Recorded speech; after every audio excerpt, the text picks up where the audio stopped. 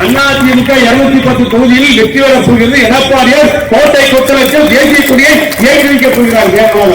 அது உறுதி என்பது எல்லோருக்கும் தெரியும். இவர் தப்பி நடிக்கிறார்கள். 22 கட்சி கூட்டணி, 23 கட்சி கூட்டணி. எத்தனை கட்சி இருந்தாங்க? காங்கிரஸ் வேற கட்சி எங்களோட இருந்துச்சு, ஏற்கனவே உங்களோட இருந்துச்சு. சாதகம் பார்த்து கல்யாணம் முடிச்சு வச்சாலே குடும்பத்தை சடங்கு இன்னைக்கு காங்கிரசுக்கு திமுகவுக்கு ஜாதக பொறுத்தவரை இல்லை.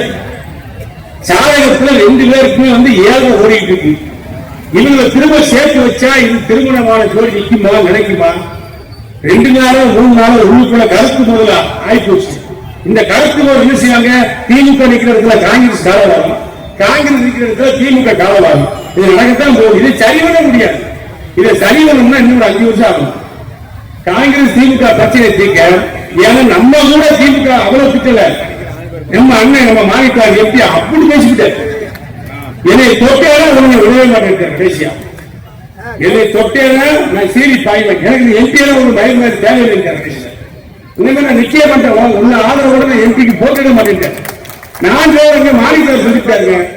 எங்க அண்ணன் தெளிவா இப்பதான் பேசியிருக்காரு, நிதானமா பேசியிருக்காரு, சிறப்பா பேசியிருக்காரு. அப்ப என்ன நடக்குதுங்க? காங்கிரசுக்கு திமுகவுக்கும் 7ஆம் பொருத்தமாக இருக்கிறது. அங்க இணக்கமான ஒரு குடும்ப சூழ்நிலை இல்லை. எப்படி குடும்பம் நடத்தலாம்? 2 பேரும் கணவன் உறவுக்கு மனைவி உறவுக்கு இருந்தால் எப்படி குழந்தை பெறும்? எப்படி ஒன்றாக இருப்பார்கள், ஒன்றாக வாழ்வார்கள், சந்தோஷமாக இருப்பார்கள். சந்தோஷம் இருப்பதை போல் வெளியே காட்டிக் கொள்வார்கள், நடிப்பார்கள்.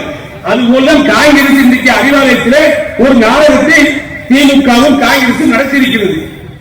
அங்கே ஒரு இணக்கமான உறவு கிடையாது காங்கிரசுக்கும் திமுகவுக்கும். அதிமுக விட திமுக கட்சியில பல பேர் இருக்கிறார்கள்.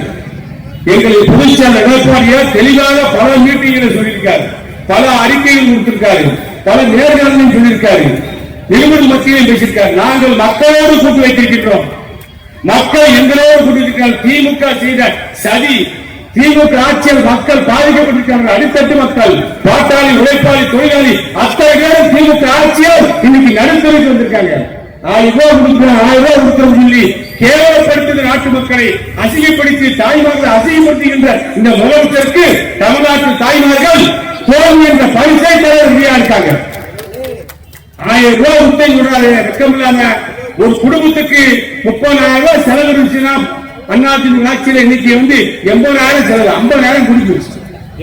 அரிசி விலை கூடிச்சு, பருப்பு விலை, எண்ணெய் விலை, எள்ளு விலை, உப்பு விலை, எல்லா விலையும் கூடி போச்சு.